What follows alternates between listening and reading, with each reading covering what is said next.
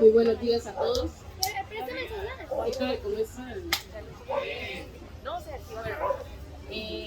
Nosotros hacemos de la parte de la comunidad indígena Quichua. Mi nombre es Jessica Larrota. Somos del Cabildo Indígena Quichua. Y también tenemos una página en Facebook y en YouTube que aparece como Cabildo Indígena Quichua de Cúcuta. Ahí nosotros presentamos los ensayos de los niños de danza, también la revitalización de la lengua materna, que es el quichua. No sé si hay una lengua materna de las comunidades indígenas.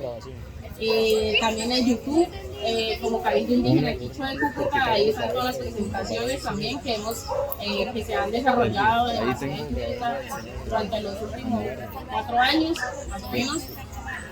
Y pues, si quieren más información, así, pues pueden visitar nuestra página, nos pueden ahí ver, dar like, compartir, comentarios, como sea. Y pues nada, espero que disfruten de esta presentación, que es con mucho orgullo de nuestras comunidades indígenas.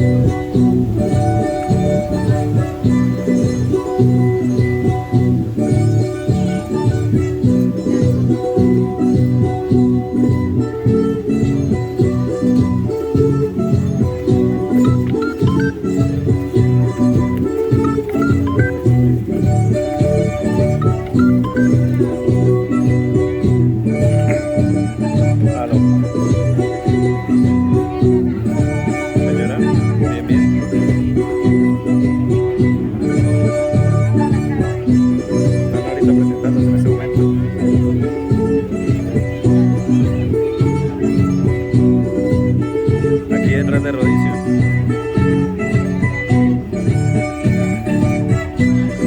Bueno, listo. Dale, dale, dale. La dejo porque estoy grabando. Chao, chao.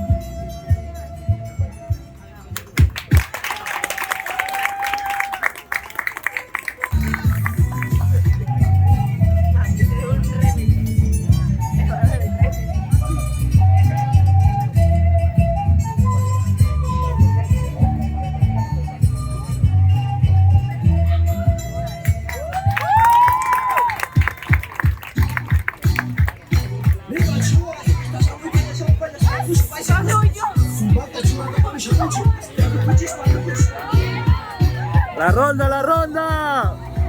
La ronda. La ronda, la ronda. Ah, llegó preciso.